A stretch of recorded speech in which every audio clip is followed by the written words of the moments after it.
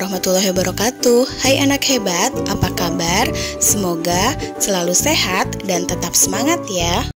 Hari ini kita akan belajar muatan pelajaran Bahasa Indonesia KD 3.4 dan 4.4 mengenai karakteristik puisi dan prosa. Sebelumnya kita harus mengetahui dulu ya tujuan pembelajaran kita hari ini.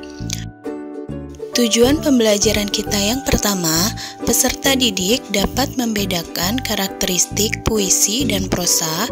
Dan yang kedua, peserta didik dapat memparafrasekan puisi menjadi prosa. Apa sih yang dimaksud dengan puisi? Yuk kita lihat.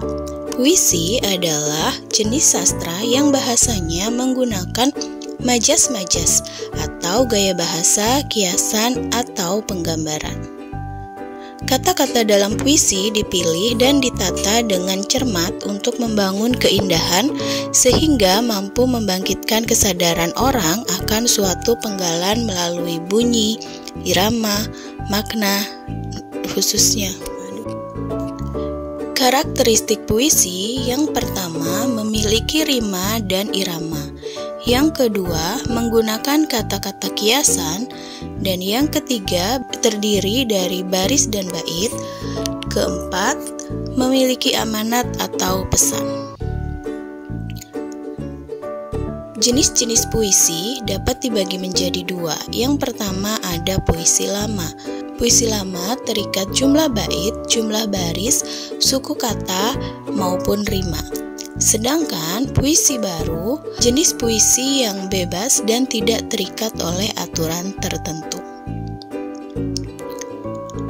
Nah, ini ada contoh puisi lama, yaitu pantun. Ciri-ciri pantun yang pertama, setiap bait terdiri dari 4 baris.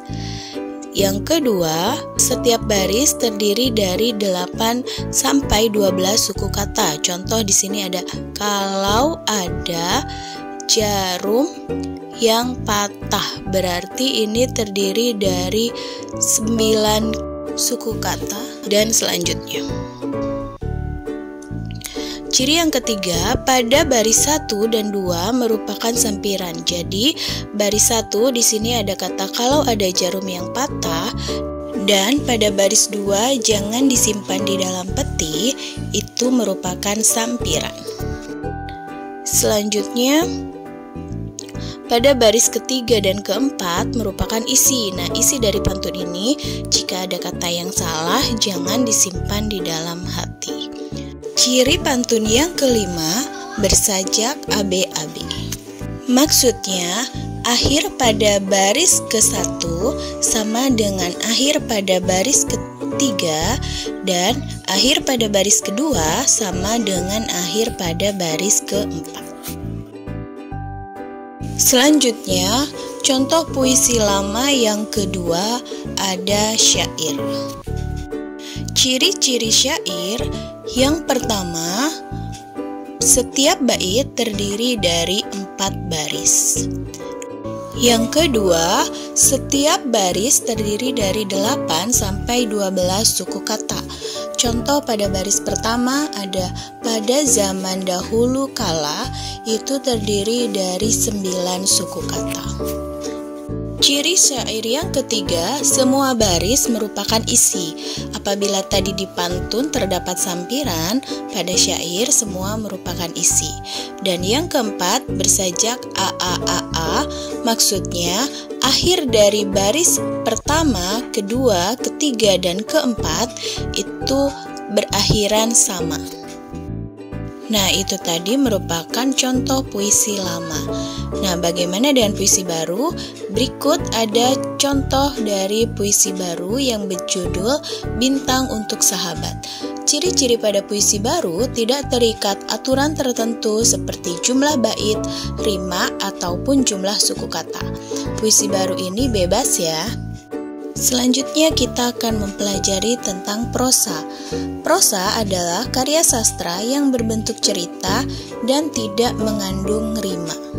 prosa cenderung menggunakan bahasa sehari-hari yang tidak terlalu banyak menggunakan majas seperti dalam puisi. Karakteristik pada prosa yang pertama memiliki alur dan latar cerita, yang kedua terdapat tokoh dan karakter, ketiga adanya sudut pandang, dan keempat memiliki amanat atau pesan. Jenis-jenis prosa yang pertama ada prosa fiksi. Prosa fiksi adalah karangan yang berupa rekaan atau hayalan pengarangnya. Isi cerita tidak sepenuhnya berdasarkan pada fakta. Sedangkan yang kedua ada prosa non-fiksi. Prosa non-fiksi adalah karangan yang berisi informasi faktual kenyataan atau berdasarkan pengamatan pengarangnya. Mari kita lihat contoh prosa fiksi.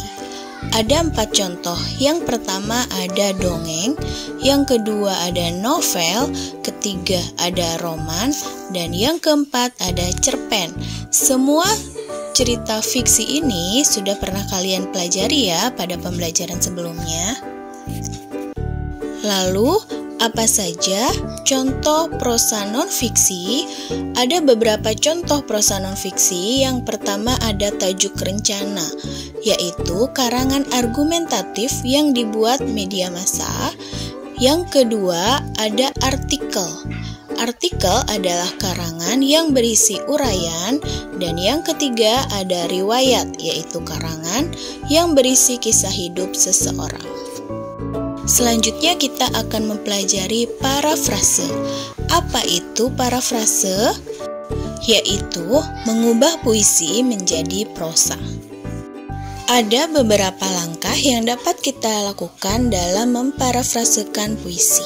Yang pertama, membaca dan mencermati isi puisi. Yang kedua, menafsirkan kata kiasan dalam puisi.